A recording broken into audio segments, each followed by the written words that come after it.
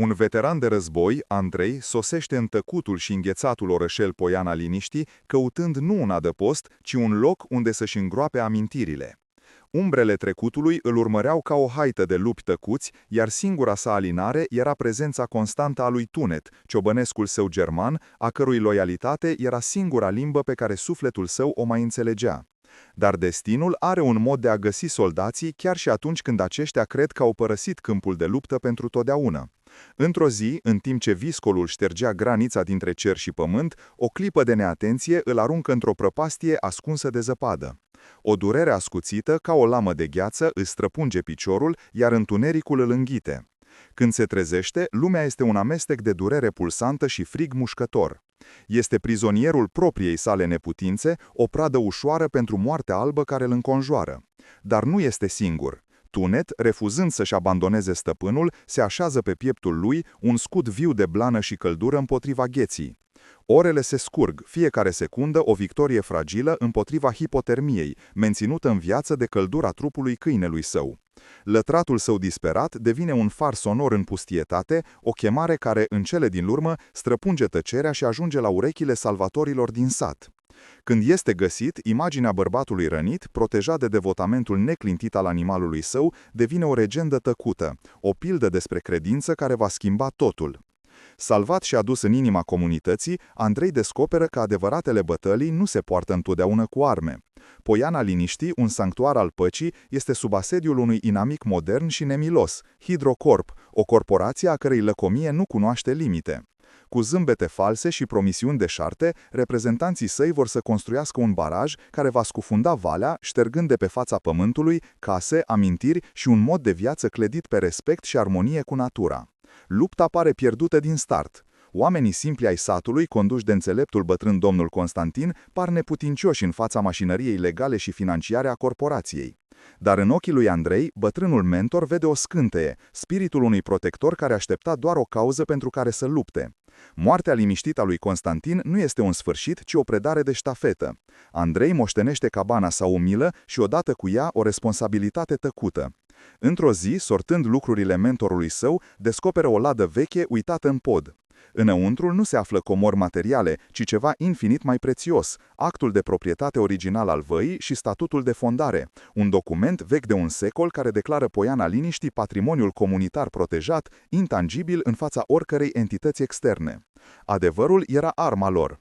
Înarmat, nu cu furie, ci cu onoarea muștenirii, Andrei se pregătește pentru confruntarea finală. Scena este stabilită într-o audiență publică, unde viitorul văii atârnă de un fir de ață. Reprezentantul Hydrocorp, un om în costum scump, arogant și sigur pe victorie, își încheie prezentarea plină de minciuni. O tăcere apăsătoare umple sala. Atunci ușa se deschide.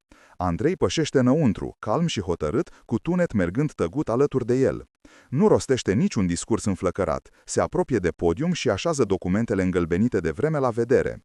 Cu o voce clară și fermă care răsună cu greutatea istoriei, citește clauza care anulează orice pretenție a corporației. Cuvintele sale simple, dar de necontestat, dezvăluie ilegalitatea și înșelăciuna, demascând lăcomia în fața întregii comunității. Bătălia este câștigată. Hydrocorp este înfrântă. Valea este salvată. Andrei, străinul care venise să se piardă, își găsește în sfârșit locul. Pe prispa cabanei care acum este a sa, privind răsăritul peste munții pe care i-a apărat, el înțelege că și-a găsit pacea nu fugând de război, ci găsind o luptă demnă de a fi purtată. El este acum paznicul Poienei Liniștii, un erou renăscut din propria cenușă, a cărei poveste de mântuire abia începe. Dacă această poveste despre credință și regăsire v-a atins inima, continuați să citiți pentru a fi martorii călătoriei complete a unui erou care și-a găsit căminul luptând pentru al altora. Distribuiți acest mesaj de speranță. Săptămânile care au urmat salvării sale s-au topit una într-alta, la fel ca zăpada de sub streșinile caselor vechi din Poiana Liniștii, sub mângâierea timidă a unui soare de primăvară. Andrei, cu piciorul acum vindecat, dar purtând încă urma fină a unei șchiopătări, devenise o prezență tăcută, dar constantă pe ulițele satului. Fiecare dimineață începea la fel, o plimbare lungă prin aerul rece și tăios, cu Tunet mergând la pas lângă el, respirația lor aburind înaintea lor ca niște fantome efemere. Satul era un organism viu, care respira într-un ritm propriu, ancestral. Casele de lemn, cu acoperișuri de șindrilă înnegrite de vreme, păreau să se sprijine, ca niște bătrâni obosiți care își șopteau povești la gura sobei. Fumul care se înălța din coș purta cu el miros de lemn de fag ars și pe alocuri arome discrete de ciorbă și mămăligă. Andrei absorbea totul cu o intensitate pe care nu o mai simțise de ani de zile. Simțurile, ascuțite de război pentru a detecta pericolul, învățau acum să perceapă pacea. Auzul său, obișnuit cu ecoul exploziilor și țipetelor, se recalibra la sunetul unui topor care despica lemne în depărtare, la râsetele copiilor care se întorceau de la școală sau la clinchetul clopotului de la biserica din deal, un sunet plin și rotund care părea să ancoreze timpul. Privirea sa, antrenată să scaneze orizonturi în căutarea mișcării inamice, se odihnea acum pe detaliile delicate ale crestăturilor de pe porțile de lemn maramureșene sau pe jocul luminii printre ramurile goale ale mestecenilor. Însă, dintre toate simțurile, mirosul era cel care îl lovea cel mai puternic, o ambuscadă a memoriei și a speranței. În centrul satului, lângă piața mică și aproape mereu goală, se afla o clădire mică cu geamuri aburite și o firmă de lemn sculptată manual, Pâinea lui Constantin. De acolo emana o aromă care era mai mult decât o simplă hrană, era o promisiune. Un miros cald, bogat, de aluat dospit și coajă crocantă, un parfum care vorbea despre cămin, despre simplitate și despre mâini muncite care transformau făina și apa într-o minune. Pentru Andrei, acel miros era un antidot pentru duhoarea metalică a sângelui și a corditei care îi bântuia încă visele. Era un miros al normalității, al unei vieți pe care credea că a pierdut-o pentru totdeauna. Tunet, la rândul său, părea să înțeleagă importanța acestui ritual. Când se apropiau de brutărie, câinele își încetinea pasul, ridica botul și inspira adânc, coada sa stufoasă mișcându-se lent într-un gest de apreciere calmă. Andrei se simțea adesea ca un străin care se uita printr-un geam la o viață care nu-i aparținea, un spectator al unei fericiri simple pe care nu știa dacă o mai merita. Într-o astfel de dimineață, când gerul mușca mai aspru ca de obicei, scena familiară a fost tulburată. Doi bărbați stăteau în fața brutăriei. Nu erau de-ai locului. Se vedea încroiala paltoanelor lor scumpe, de un negru care absorbea lumina, în pantofii lor lustruiți care păreau o insultă adusă spezei murdare de pe jos și mai ales în postura lor. Erau drepți, rigizi, cu aroganță urbană care nu-și avea locul printre casele zmerite din Poiana Liniștii. Îl încolțiseră pe domnul Constantin, brutarul, un bătrân cu fața brăzdată de riduri, la fel de adânci ca văiele munților din jur. Bătrânul stătea drept, dar Andrei a văzut umerii tensionați și mâinile tremurânde pe care le ținea strânse la spate. Unul dintre bărbați ținea în mână o mapă de piele. Vocea lui era joasă, lipsită de orice căldură, tăioasă ca un ciop de sticlă. Gândește-te bine, bătrâne, progresul nu așteaptă pe nimeni. Celălalt a rânjit, un zâmbet care nu ajungea la ochi. Este o ofertă generoasă, ar fi păcat să o refuzați din cauza unui sentimentalism prostesc. Tunet a mărâit, un sunet gutural abia auzit, o vibrație care a urcat prin lesă până în mâna lui Andrei. Câinele nu se mișca, dar tot corpul său era încordat, un arc gata să se destindă. Simțea prădătorii. Andrei s-a oprit. Tăcerea care îl înconjura s-a spart. Zgomotul îndepărtat al toporului, râsetele copiilor, totul a dispărut. Rămăsese doar scena din fața lui, clară și brutală ca o amintire de pe front. A recunoscut tiparul, intimidarea, presiunea asupra celui slab, lăcomia deghizată în inevitabilitate. A făcut un pas înainte, apoi încă unul, liniștit, fără grabă. E vreo problemă aici? Vocea lui era calmă, neutră, dar purta o greutate care a făcut pe cei doi bărbați să se întoarcă brosc. L-au măsurat din priviri, observându-i hainele simple, șchiopătatul abia vizibil, dar s-a oprit la ochii lui. Erau ochi care văzuseră prea multe pentru a mai putea fi intimidați. Bărbatul cu zâmbetul fals a făcut un pas spre el. Nu te privește, vezi-ți de drum. Andrei nu s-a mișcat. Privirea lui a trecut peste el și s-a fixat pe domnul Constantin. V-au pus o întrebare, a repetat el cu o nuanță de oțel în voce. Cei doi bărbați au schimbat o privire. Au văzut câinele masiv care stătea nemișcat lângă Andrei, cu ochii inteligenți ațintiți asupra lor, au văzut hotărârea de neclintită din postura străinului. Nu erau pregătiți pentru o confruntare. Misiunea lor era să intimideze, nu să lupte. Ne vom întoarce, a șuierat primul, închizând mapa cu un pocnet sec. S-au îndepărtat cu pași rapizi, lăsând în urma lor o tăcere încărcată. Domnul Constantin a expirat lung ca un om care a stat prea mult sub apă. S-a întors spre Andrei, iar în ochii săi albaștri, spălăciți de timp, era un amestec de recunoștință și o tristețe adâncă. Mulțumesc, fiule. Numele meu este Constantin. Andrei, a răspuns el scurt. Ai curaj, Andrei, a continuat bătrânul, iar vocea i-a prins din nou putere. Dar trebuie să știi, acești oameni nu vor doar brutăria mea. Ei sunt de la Hydrocorp, vor să ne ia totul, vor să ne nece sufletul. Zilele care au urmat confruntării s-au scurs într-un ritm lent, marcat de tusa tot mai sec a lui Constantin și de umbrele care se adânceau sub ochii săi. Andrei petrecea tot mai mult timp în cabana bătrânului, un sanctuar al mirosului de lemn ars și ceai de sunătoare. Nu vorbeau mult. Constantin era prea slăbit pentru discursuri, iar Andrei nu fusese niciodată un om al cuvintelor. Comunicau într-un limbaj al tăcerilor, al privirilor înțelesătoare și al gesturilor mărunte. Andrei aducea lemne pentru foc, îi repara acoperișul șubred și asculta. Asculta povești despre ierni grele și veri rodnice, despre lupte cu urșii și cu birurile, despre nașteri și mormântări care țesuseră tapiseria vieții din Poiana Liniștii. În fiecare poveste, Andrei auzea un ecou al propriei sale căutări, o luptă pentru supraviețuire, o dorință de a proteja ceea ce este prețios. Tunet stătea mereu la picioarele lor, cu capul pe labe, ochii săi inteligenți alternând între bătrânul fragil și stăpânul său tăcut, ca și cum ar fi înțeles că era martorul unui transfer tăcut de responsabilitate. Într-o seară, când luna plină arunca o lumină fantomatică peste zăpada de afară, Constantin l-a prins pe Andrei de mână. Strânsoarea sa era furprinzător de puternică, o ultimă zvâcnire de voință. Nu-i lăsa, a șoptit el, respirația un abur subțire în aerul rece al camerei. Acest pământ are suflet, nu e de vânzare. Andrei a dat din cap, incapabil să vorbească. O promisiune tăcută, mai puternică decât orice jurământ rostit. Constantin a zâmbit, un zâmbet slab care i-a luminat pentru o clipă facea brăzdată de riduri. Apoi ochii i s-au închis, iar respirația i s-a stins, la fel de lin ca ultima pâlpâire a unei lumânări. A murit în liniște, la fel cum a trăit.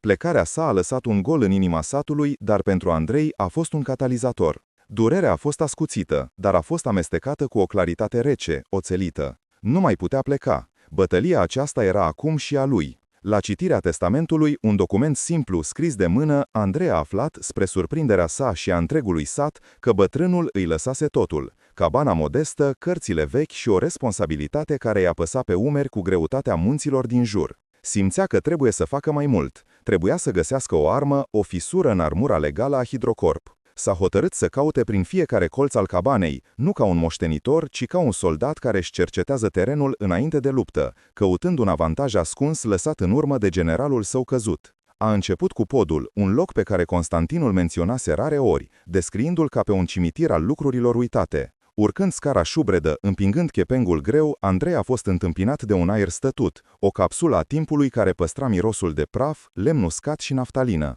Pe alocuri, o adiere dulceagă, aproape imperceptibilă, de la cununile de flori de câmp și busuioc uscat agățate de grinzi, acum fragile și decolorate ca niște schelete vegetale. Andrei a pășit încet, podelele scârțiind sub greutatea sa, fiecare pas un ecou în liniștea profundă. De-a lungul pereților se sprijineau unelte agricole din alt veac, o coasă cu lama ruginită, dar încă ascuțită la atingere, o furcă de lemn cu dinții tociți de muncă, un juc de bou lustruit de sudoarea animalelor și de mâinile care le-au condus. Fiecare obiect părea să vibreze cu o energie latentă, cu memoria muncii grele și a legătorii indestructibile dintre om și pământ. Într-un colț, un război de țesut demontat stătea acoperit de o pânză de păianjene groasă ca un giulgiu, firele de urzeală încă prinsă de sul, așteptând o mână care nu mai avea să vină niciodată. Lângă el, teancuri de ziare îngălbenite, legate cu sfoară, titlurile lor vorbind despre regi, războaie și lumi dispărute, evenimente care abia dacă atinseseră acest colț izolat de rai. Andrei a mângâiat cu degetele cotorul unei cărți de rugăciuni cu coperți de piele, paginile sale subțiri și fragile purtând urmele a sute, poate mii de atingeri pioase.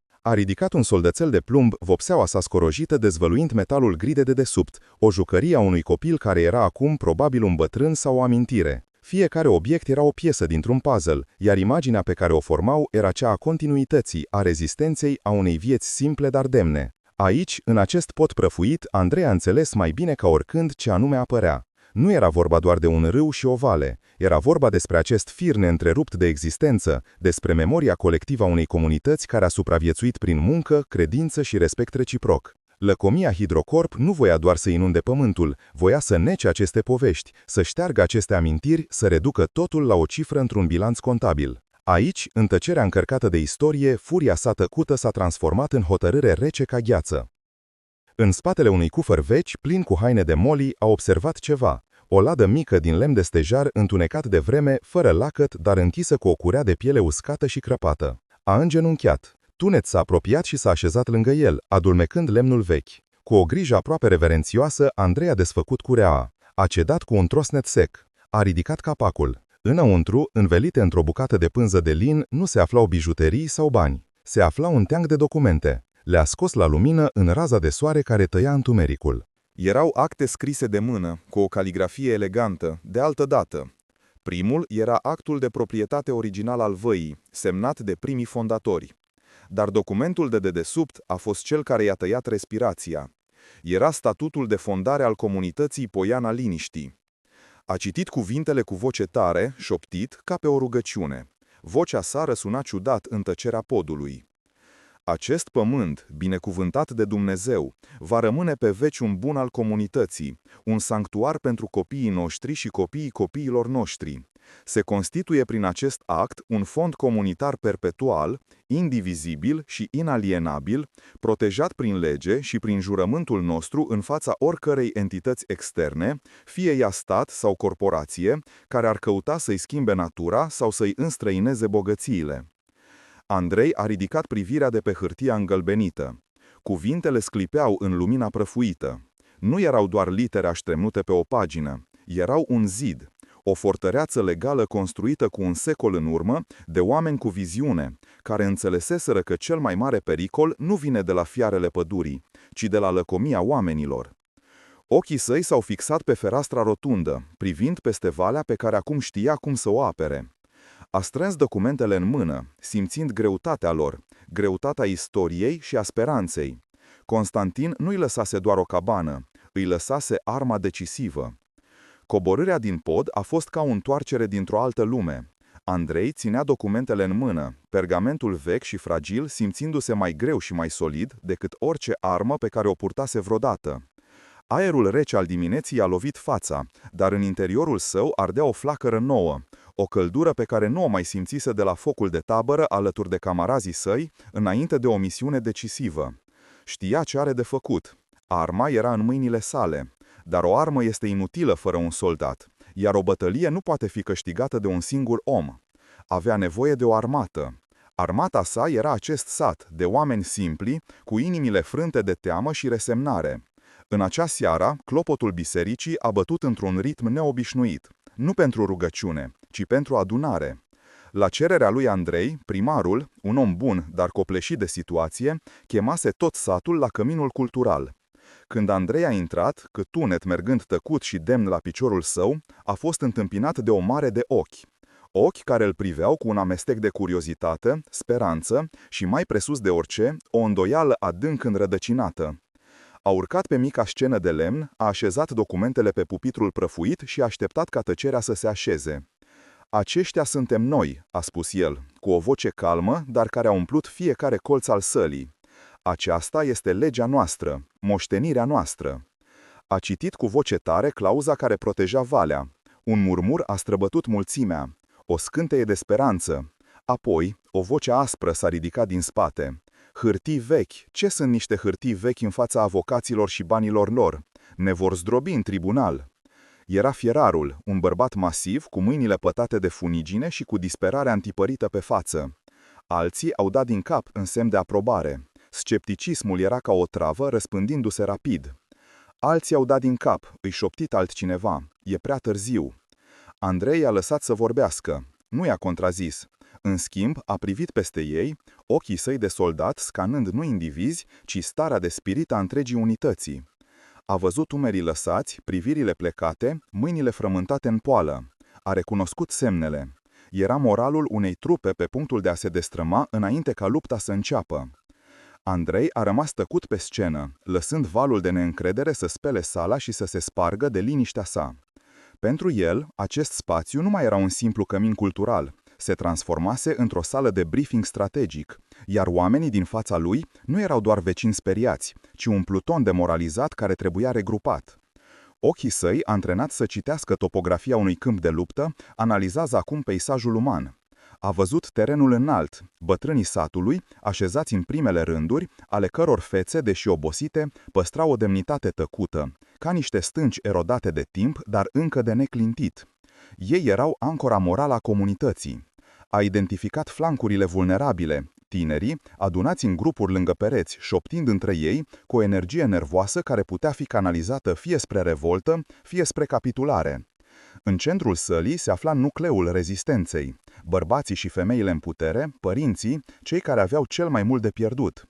Fețele lor erau o hartă a conflictului interior. Frica pentru siguranța copiilor lor se lupta cu furia neputincioasă împotriva nedreptății.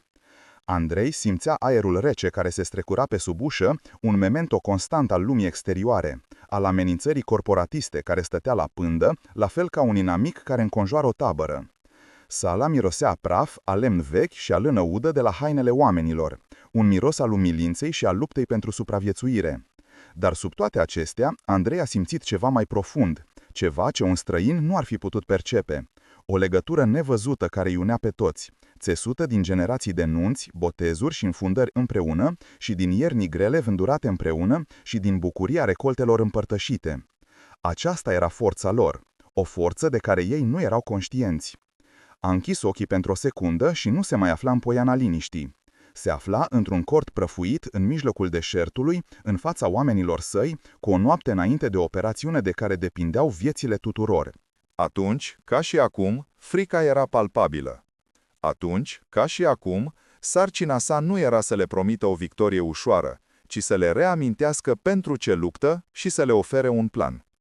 Când a deschis ochii, privirea sa era schimbată. Nu mai era privirea unui rătăcitor, ci cea a unui comandant. S-a uitat la mâinile lor, mâini aspre de la coasă și topor, mâini fine de la cusut și gătit, mâini mici care abia învățau să scrie. A văzut în ele nu slăbiciune, ci puterea de a construi, de a hrăni, de a rezista. A înțeles că bătălia aceasta nu se va purta în tribunale, ci aici, în inimile acestor oameni. Planul Hydrocorp nu era doar legal, era psihologic.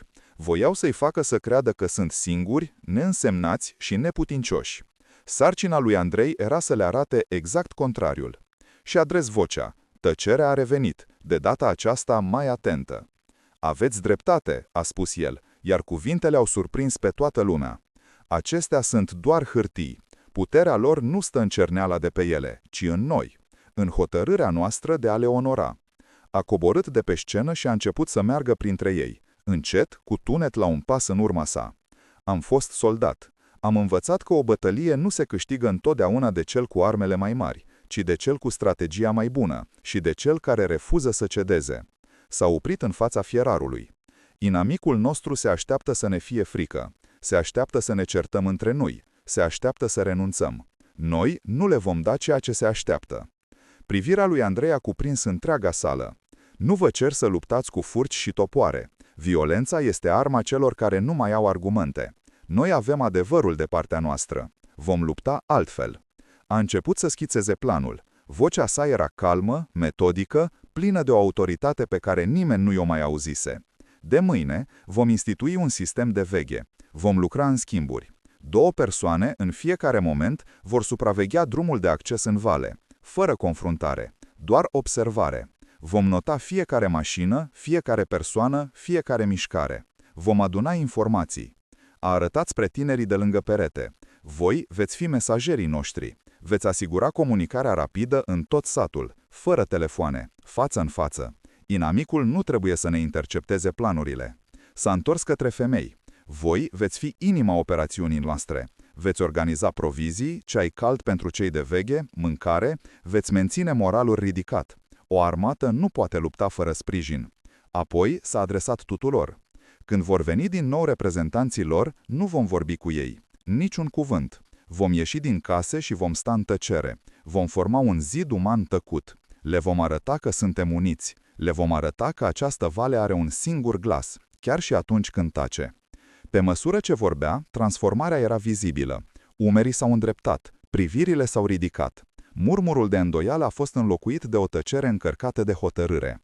Andrei nu le oferea promisiuni false, le oferea un scop, o structură, o modalitate de a-și transforma frica în acțiune disciplinată. Le dădea înapoi controlul.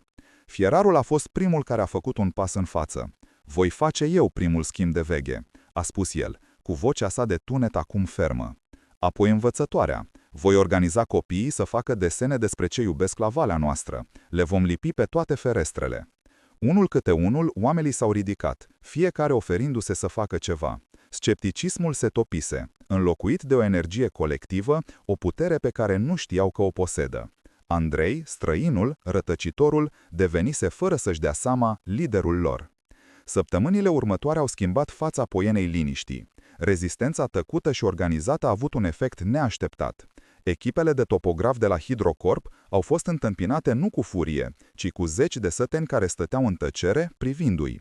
Încercările de a intimida pe localnici individual s-au lovit de uși închise și de o comunitate care se mișca ca un singur organism. Frustrarea în rândurile corporației creștea. Într-o după-amiază târzie, în timp ce Andrei discuta cu primarul în fața primăriei, a sosit o mașină neagră luxoasă. Un curier în uniformă a coborât și a înmânat un plic oficial. Primarul l-a deschis cu mâini tremurânde. Era o notificare oficială. Hidrocorp, realizând că tacticile lor de gherila eșuau, a decis să mute bătălia pe terenul lor preferat, birocrația. Convoca o audiență publică finală și obligatorie la prefectura din orașul reședință de județ. Scrisoarea era formulată într-un limbaj arogant, subliniind că orice documente arhaice vor fi anulate de legile moderne ale progresului economic. Era o mănușă aruncată, o provocare directă. Andrei a luat hârtia.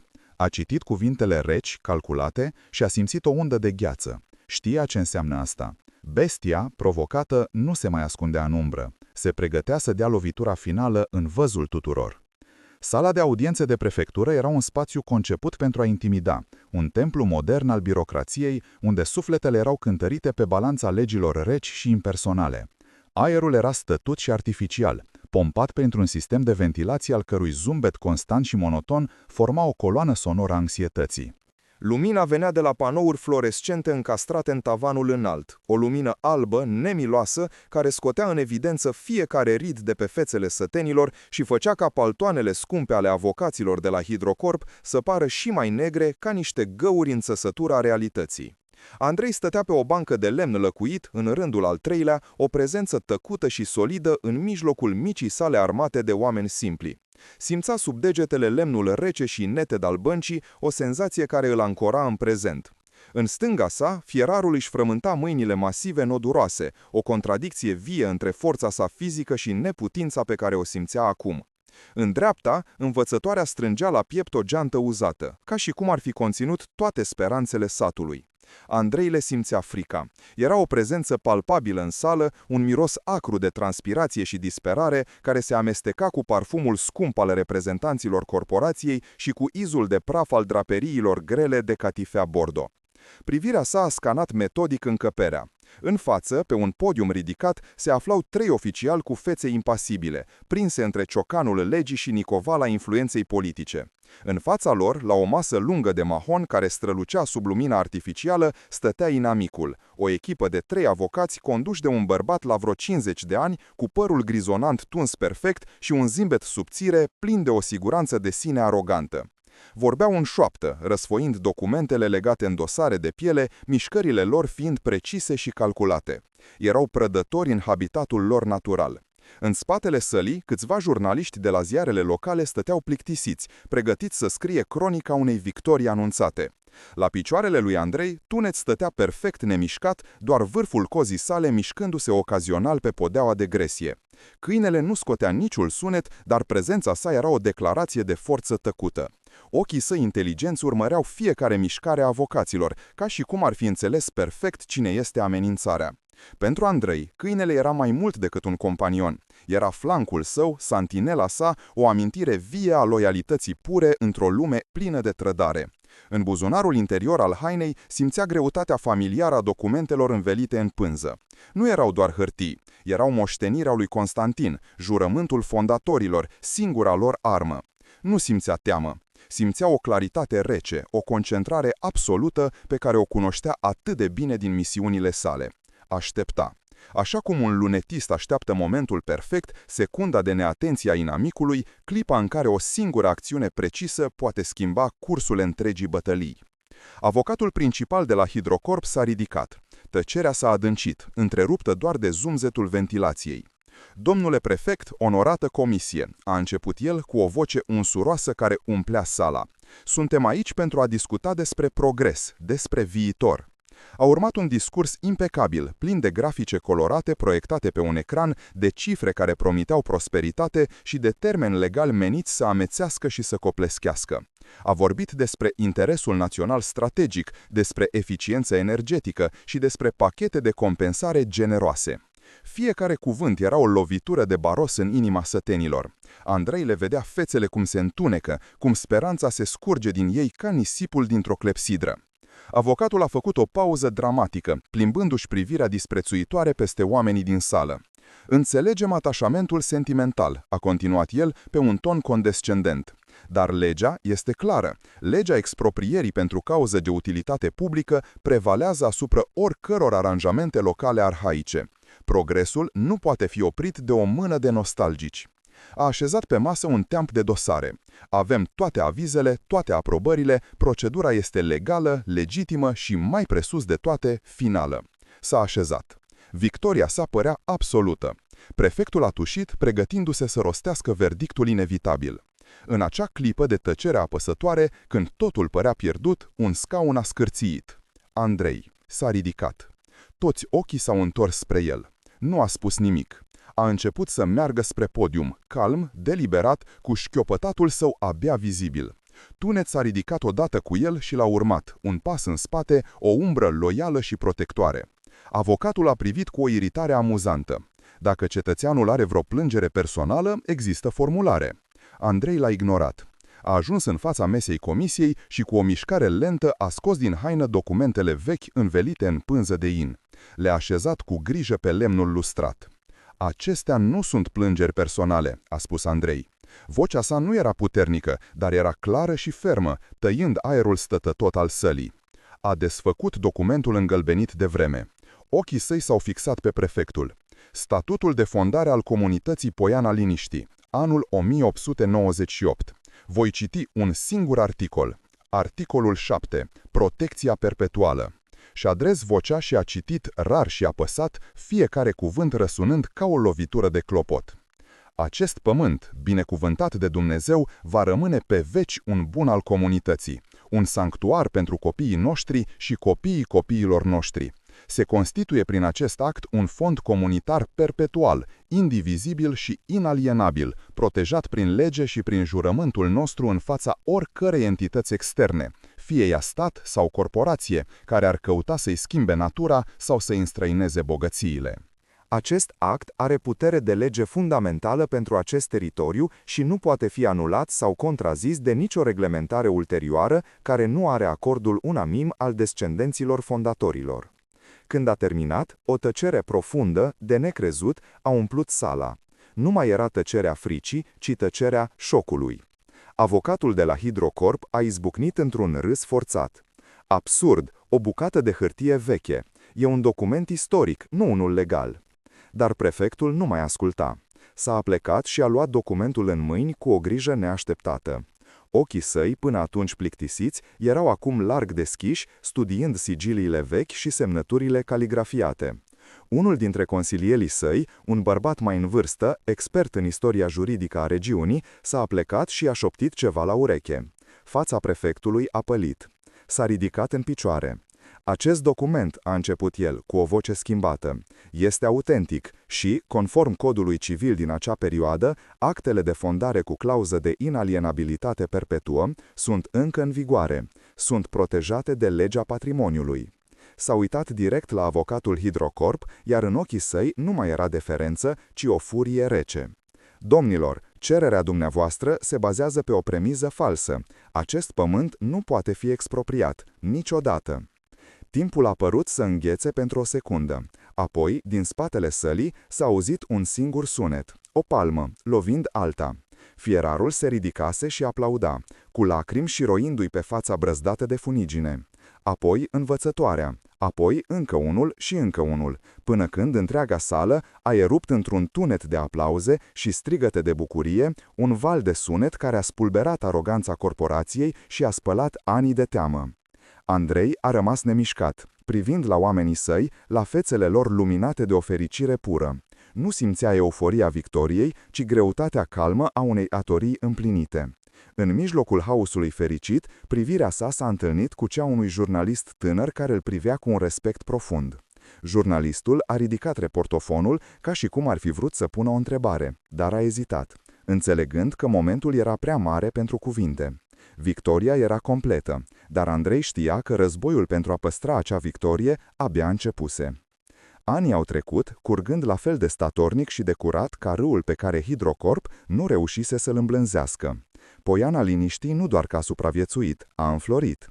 Victoria nu fusese un simplu precedent juridic, fusese o renaștere spirituală, o reafirmare a sufletului comunității. Umbra barajului, odinioară un spectru iminent al pieirii, era acum un coșmar uitat, înlocuit de realitatea palpabilă a unui viitor construit cu propriile lor mâini. Casele vechi, care înainte se aplecau sub greutatea deznădejdii, stăteau acum drepte, gardurile lor de lemn fiind reparate, iar grădinile explodând de culoare și viață. Râsul, un sunet care se răsise în timpul conflictului, răsuna acum liber pe ulițele pietruite. Sunetul copiilor jucându-se de aprinselea, strigătele lor amestecându-se cu ciocănitul ritmic și îndepărtat al fierarului și cu mugetul brând al vitelor care se întorceau de la pășune.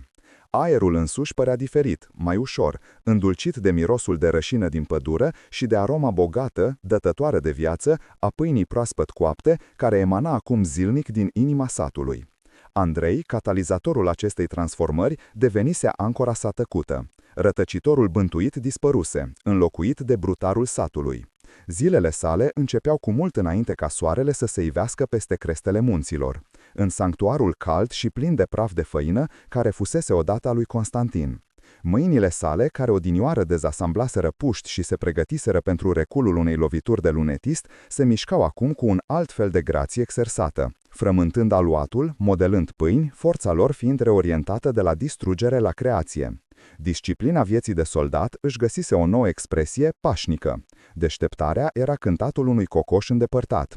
Patrula era plimbarea spre brutărie în liniștea dinaintea zorilor. Misiunea era actul sacru de a transforma simpla făină, apa și drojdie în pâinea de zi cu zi care îi hrănea pe oamenii săi.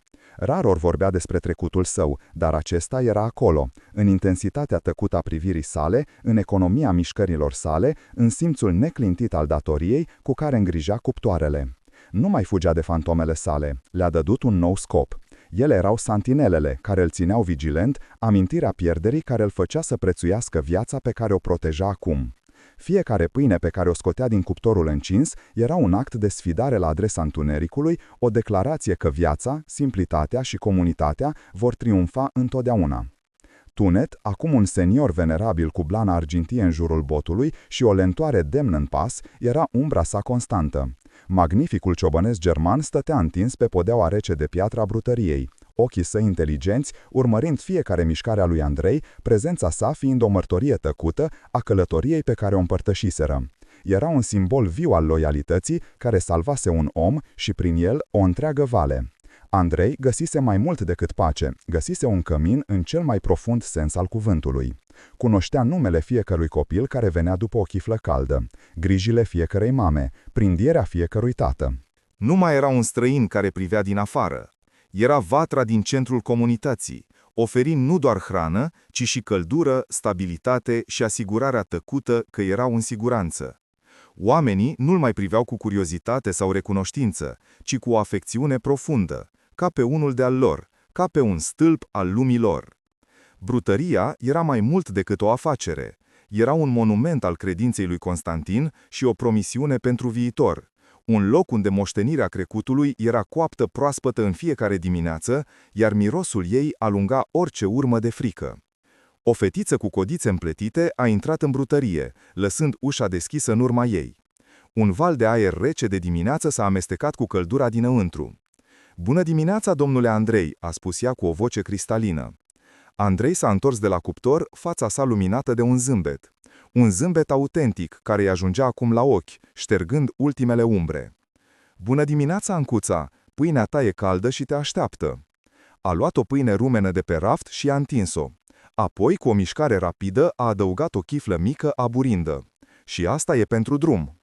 Fetița a chicotit, a luat pâinea și chifla și a fugit afară, lăsând în urmă un mulțumesc care a rămas plutind în aerul plin de miros de făină. Spre seară, după ce ultimul client a plecat și cuptorul s-a răcit, Andrei s-a așezat pe prispa cabanei care fusese a lui Constantin. Acum era a lui. Tunet și-a așezat capul greu pe genunchiul său, oftând mulțumit. Andrei privea peste vale. Lumini calde sclipeau la ferestrele caselor, fiecare o mică stea într-o constelație a păcii. Nu mai era un soldat fără misiune. Plutonul său era fiecare familie din vale. Câmpul său de luptă era păstrarea acestui sanctuar. Rătăcitorul își găsise în sfârșit postul. Era acasă. Călătoria lui Andrei ne învață o lecție profundă. Adevărata pace nu este absența conflictului, ci prezența unui scop. Nu se găsește în tăcerea evadării, ci în corul unei comunități care luptă pentru sufletul său. De câte ori vedem o nedreptate și întoarcem privirea, crezând că suntem prea mici pentru a face o diferență? De câte ori ne convingem că forțele lăcomiei sunt prea puternice pentru a fi înfruntate? Povestea lui Andrei este o mărturie a faptului că un singur om, înarmat cu adevăr și ghidat de onoare, poate deveni un scut pentru mulți. Ne amintește că rănile noastre cele mai adânci pot deveni cele mai mari forțe ale noastre și că cel mai tăcut curaj poate răsuna peste generații. Un erou nu este cineva fără frică, ci cineva care, în ciuda fricii sale, alege să apere ceva mai presus de el însuși. Dacă v-a inspirat călătoria lui Andrei și a lui Tunet, distribuiți această pildă despre speranță și scop celor care au nevoie să-și amintească de puterea credinței și a comunității.